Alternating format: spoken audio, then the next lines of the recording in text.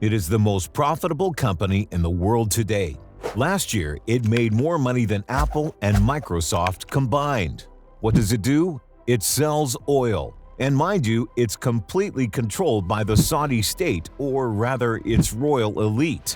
And this is already the most profitable business of the huge country of 215 million people, Brazil.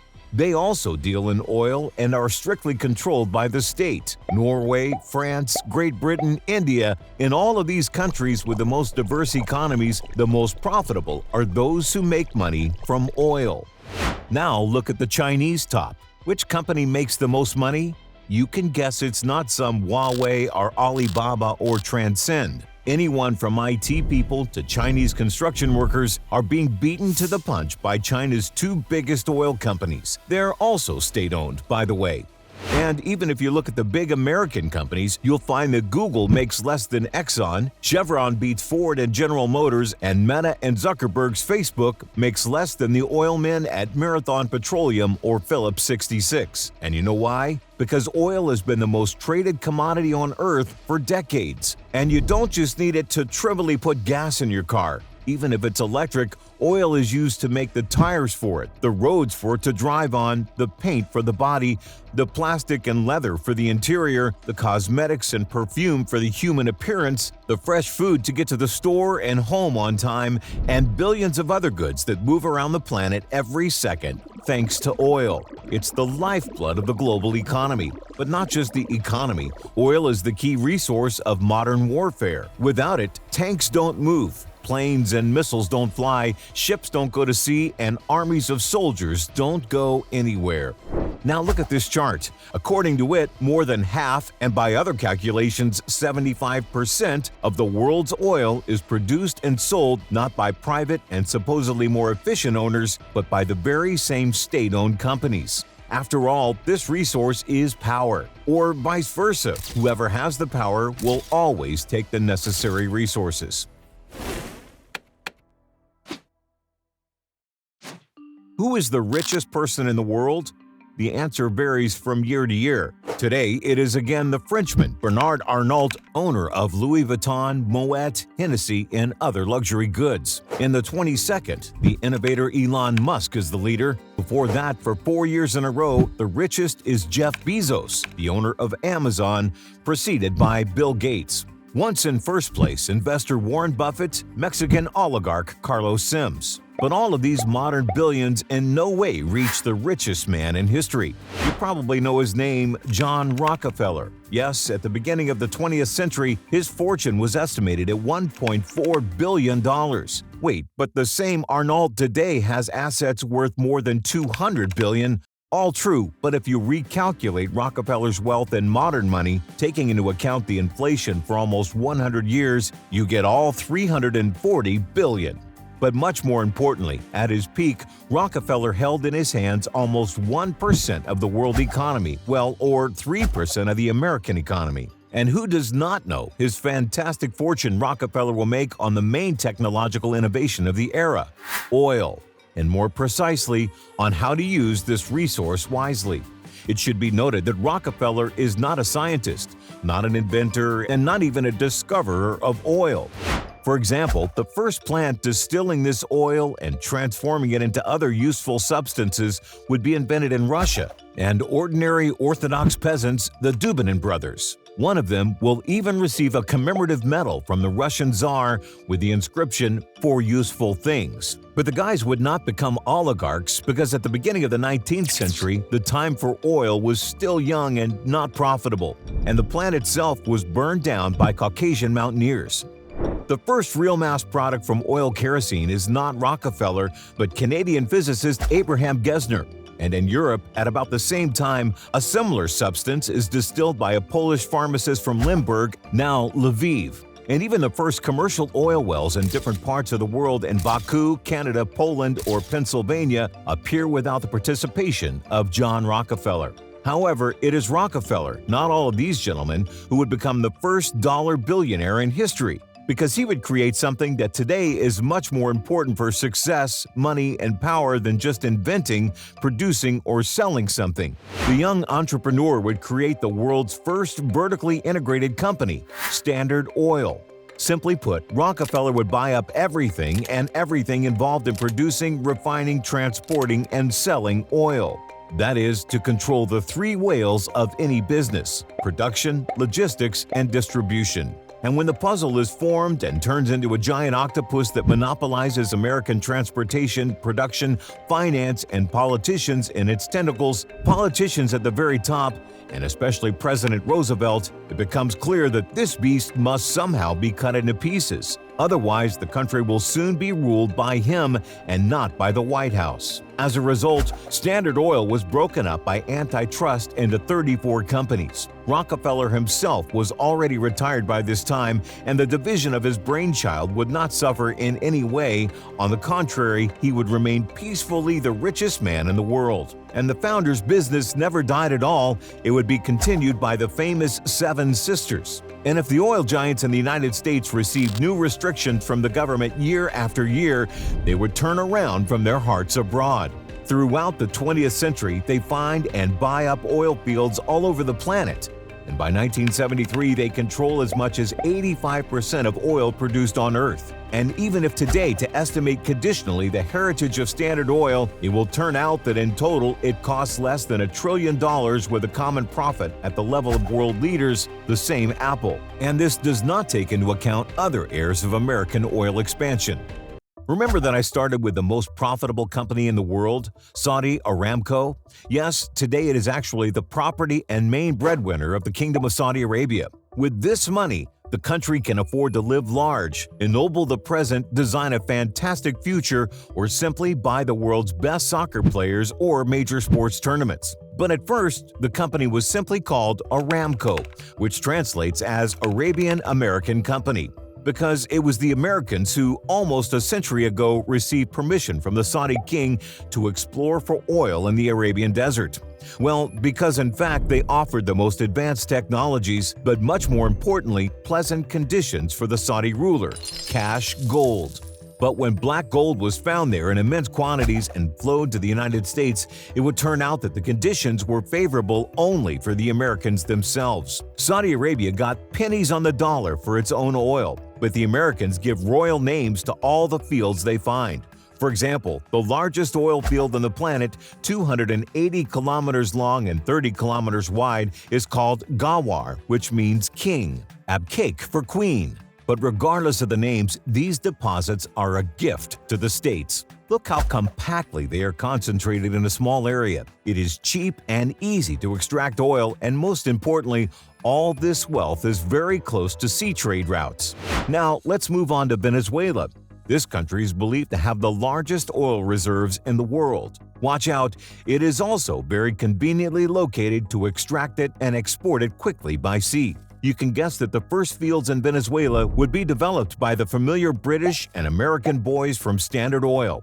Iraq, Iran, Kuwait, Indonesia, Bahrain have a similar history. In all these countries, the oil industry was established by the British or Americans under ideal conditions for themselves. As in the case of Saudi Arabia, the local rulers were immediately paid in hard currency, preferably in gold, and in return they gave access to potential resources with a contract for tens of years ahead. The foreign businessmen quickly found oil, setting up drilling rigs, pulling pipes to the nearest ports, and carefully exporting the pumped oil. And the states, or rather their leaders, got at best a small percentage of each barrel or ton exported. At first, the poor, uneducated leaders were happy with such circumstances. It is clear that they had nothing but camels and sand. And here, all the American presidents come to shake hands with them and even give them gold in advance. But as time goes by, more and more oil was found and pumped out of their subsoil.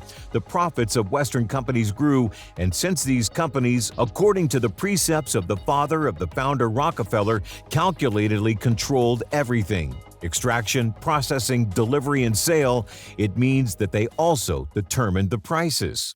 Take a look at a historical chart of how much oil has cost from World War II to today. It's like two different lives. Here, in the right part, there is such a free heartbeat of the barrel, while in the left part, everything is suspiciously stable and the watershed, or rather the oil divide, runs exactly along the 1973 line.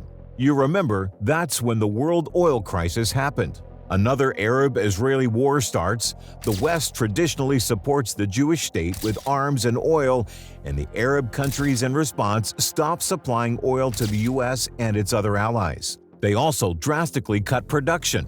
What happens to fuel prices? They nearly quadruple in a matter of months. But the war with Israel is not only a pretext. The bigger reason is that the oil-producing countries are finally fed up with being essentially robbed. Remember when I said that the 7 American sisters would then control 85% of all the oil produced on Earth? Well, compare that to where that oil comes from. More than half of it is pumped out of North America and Europe. There you have it, the roots of global conflict. Some don't want to lose free oil and cheap energy for their civilization of cars, planes, ships, and industries, and others realize that they are creating the basis for this prosperity for a pittance. There's the technology, and then there's the oil itself. Some are threatening to nationalize it, that is, to take over all the oil fields, and others are pointing to their own military arguments that it is better not to do so. But at the same time, all of them are already dependent on each other, or rather on oil. And here is a clear proof.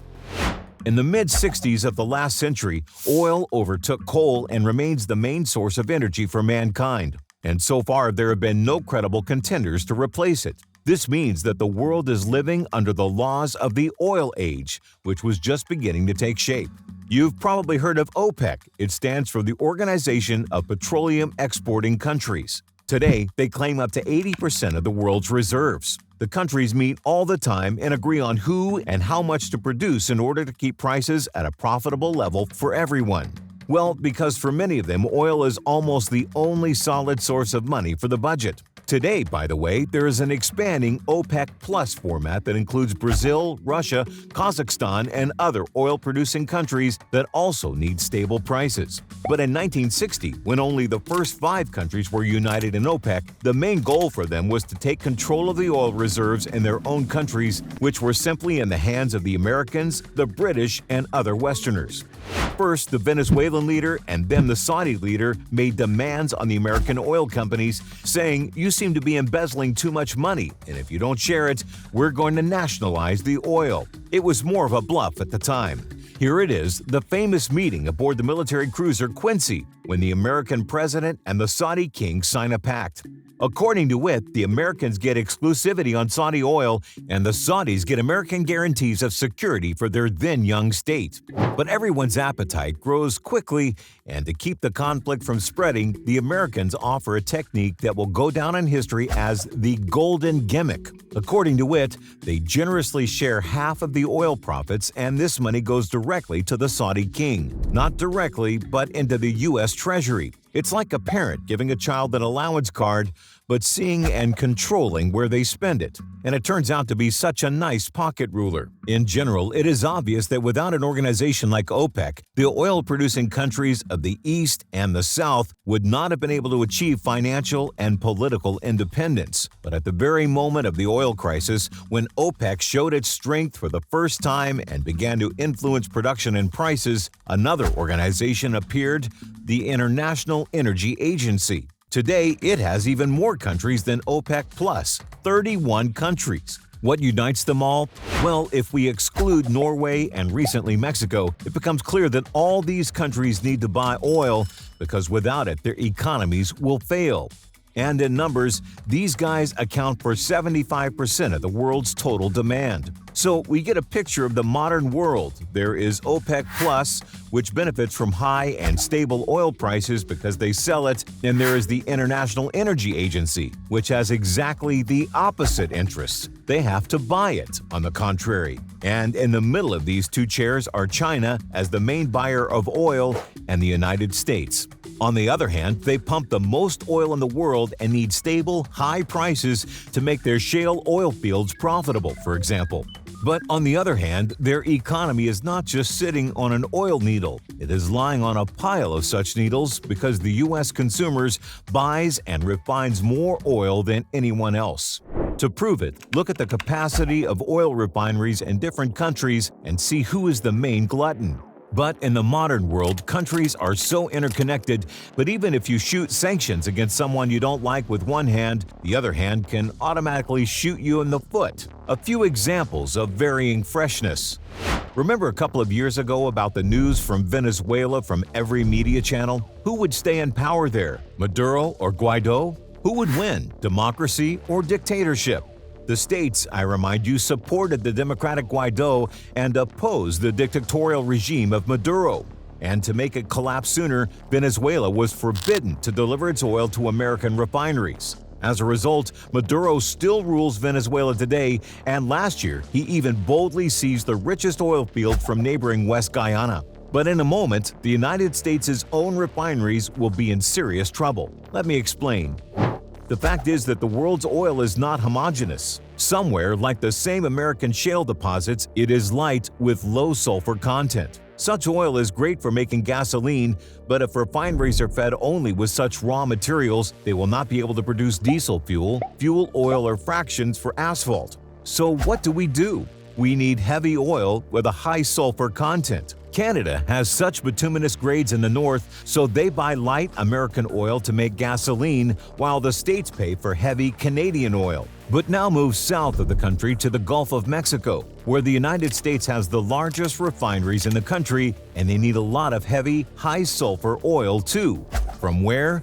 Traditionally, from Venezuela.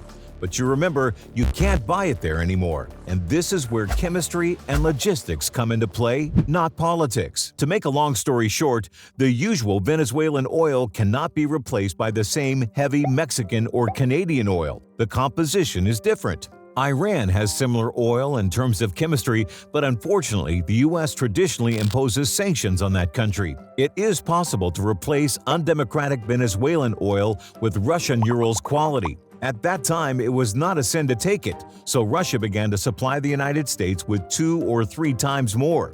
But today, times are different. Russian oil by sea is blocked by U.S. and European sanctions, and there is a price ceiling on it, saying that others cannot buy it more expensive than $60 per barrel. But even under these circumstances, Russia continues to make about the same amount of money from oil as before. This is because, first of all, it is economically impossible to completely block Russian supplies, because Russia accounts for more than 12% of the world's total production, and if we go over the limit, the prices of other suppliers will soar to over $100 a barrel and higher. But for these major buyers, it is literally more expensive.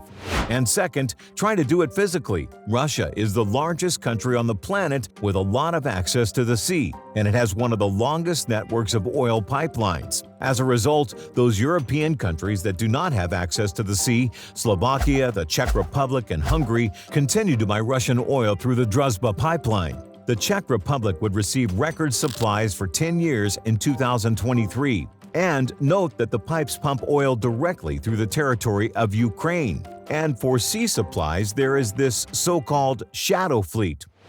First of all, it is necessary to find used tankers whose owners are willing to sell them to anyone in order to receive insufficient money for these old vessels. Well, that's how used oil prices shot up right after February 2022. Then the ships are renamed, repainted, and most importantly, the geolocation transponders are turned off, so it is not clear who is selling them and where they will turn up later. And then there are different options. A tanker flying the flag of some Panama or Marshall Island leaves the port empty, turns off its geolocation, and in the middle of the ocean is transferred oil from another tanker that is as unpredictable as the invisible tanker. There is a way not to turn off the transponder, but to fake the coordinates. It's called spoofing. Such a Hong Kong tanker will be caught with a strange signal somewhere between Japan and Korea, but satellite images will show that there are no ships at all in that place. But the tanker will be found near the Russian oil loading port of Kozmino, where the East Siberian Pacific Ocean pipeline ends. With disabled beacons, it is possible to mix oil in terminals of uncontrolled foreign ports or to fill larger tanks somewhere off the coast of Africa, Greece, or near the autonomous city of Ceuta, located in the Mediterranean Sea and disputed between Spain and Morocco. Well, the guys have to make money. The oil has to be mixed, and it is not clear whose blood it is. The only question is the price. What's the bottom line? According to the International Energy Agency, if in the 21st year more than half of the Russian oil is poured to Europe and the USA, and the same India gets only 1%, then 2 years later, on the contrary, 57% of the oil from Russia is bought by India and China. And you already know that these countries are among the largest oil refiners on the planet. Well, here you go. India has the world's largest refinery, Jamnagar, which means what happens to Russian oil on the Indian coast. That's right, it turns into gasoline or diesel and is happily sold to Europe, for example. And here it is, an illustrative scheme of travel, so to speak, from Russia with connections to India, China, Turkey, Emirates, Singapore, with a final landing in the same European Union, the United States, Japan, or even on the other side of the world, in Australia. And this is a direct illustration of what oil has done to the world, tied everyone together and turned the earth into a small, endlessly working and warring ball. Let's go back to the beginning.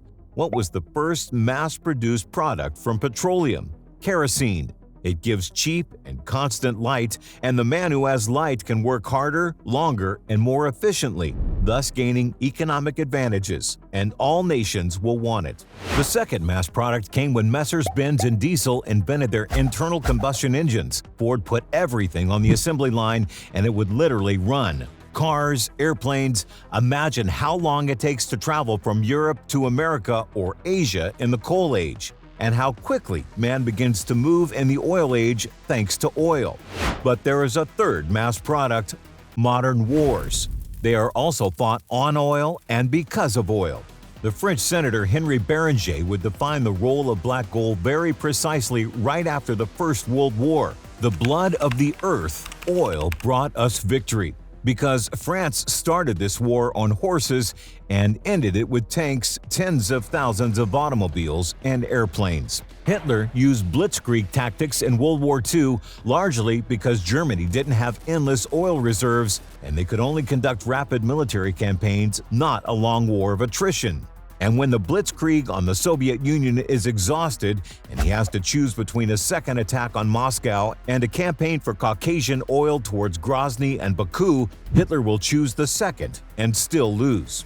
In the hardest time of August 1941, when the Germans were already at Smolensk and approaching Leningrad, the USSR still sent significant forces to occupy Iran with the British and gain strategic access to Persian oil. Japan occupies what is now Indonesia and will go to war with the US over oil because it has no reserves of its own. And imagine, by 44, to fuel their warships, the Japanese are extracting oil, attention, in Soviet Sakhalin with the consent of the USSR leadership. And why? Because Moscow in turn realized that they would not be able to fight a war on two fronts with Germany and Japan.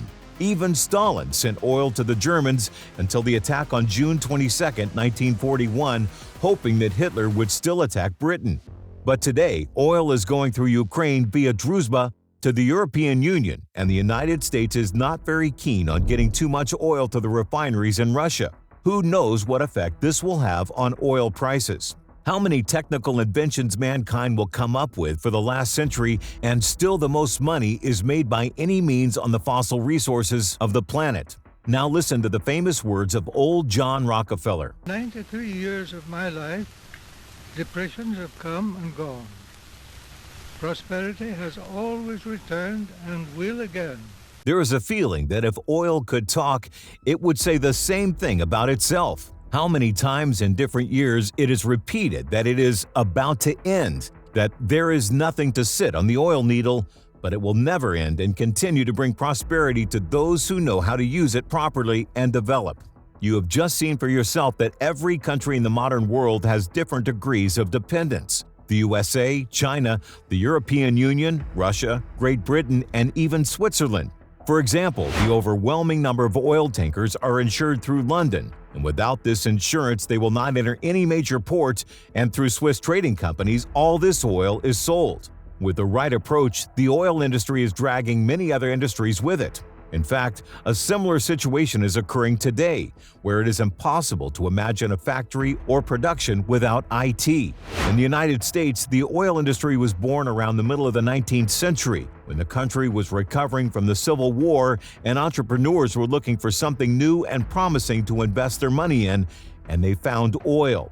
It causes a boom in the construction of railroads, and oil will grow the entire automobile industry in the United States, with the capital in Detroit. And the main thing is that oil is found in the USA, when it is an established state with different economies. But if you take Saudi Arabia or even Norway, it is completely different.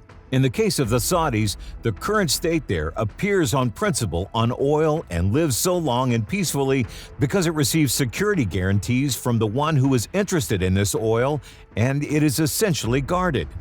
And if we take Norway, before they found black gold and then gas there, it was the most modest northern country by European standards. But today, in fact, the Norwegians are going to create the world's largest sovereign oil pension fund. They are going to buy up 1.5% of all the stocks in the world, and they have more money than the 10 richest people in the world put together.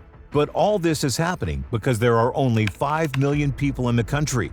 And when the oil wealth comes to them, they do not invest it in ponds and skyscrapers and millions of jobs from Pakistan and Bangladesh, but quietly stack it up and distribute it for the future, because money loves silence. But in the Soviet Union of the 60s, when the country actually found oil for the second time, and it happened in western Siberia, and today it's Russia's largest reserves, such a trick to save money will not pass. This resource should be used to feed the population of a planned economy of 200 million people, and today, of course, it seems to be a strategic mistake. But what were the options? It develops science, exploration, chemistry, construction, industry. Remember I showed how compact the oil fields of Saudi Arabia and Venezuela are to the sea? Now estimate the reserves of the USSR. In order to sell them for foreign currency, they must first be brought from remote Siberia to the sea. And that means inventing a pipeline system from scratch, building it all, and adding refineries for themselves. The bad thing is not that someone pumps oil and sells it, but that all other industries are neglected. And as a result, at the end of the Soviet Union, even grain was brought with petrodollars, because there was not enough of its own. But there is only one conclusion here: to develop and not to make the mistakes of the past. If you enjoyed this video, don't forget to like the video and share it with your friends. See you soon.